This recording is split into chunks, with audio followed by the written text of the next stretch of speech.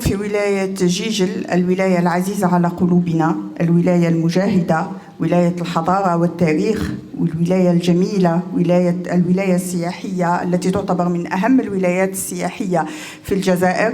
نفتخر اليوم بهذا اللقاء الذي يضم فواعل المجتمع المدني عبر التراب الوطني، في لقاء أولا من أجل التكوين، من أجل التشبيك، من أجل التمكين، من أجل كذلك دعم اللحمة الوطنية وإرساء سيادة وطنية وسيادة رقمية من فواعل المجتمع المدني.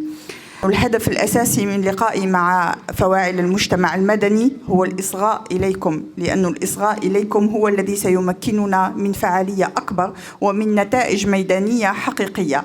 دور فواعل المجتمع المدني أكد عليه السيد رئيس الجمهورية في العديد من المرات، ونقولوا بالله ما كانش أهم ولا أكبر من دسترة المجتمع المدني، الشيء الذي يعتبر إضافة كبيرة ويبين مدى أهمية المجتمع المدني في بناء الدولة والتأسيس لديمقراطية تشاركية حقيقية. إذن اليوم 10 ولايات راهي حاضرة معنا، حاضرين معنا أبانوا عن مستوى عالي وعن نشاط وعن فاعلية كبيرة. اليوم جينا باش نزيدوا نرسكلوا هذه الفاعلية تكوين أكبر، تكوين نقولوا معمق، وكذلك للإصغاء إليكم.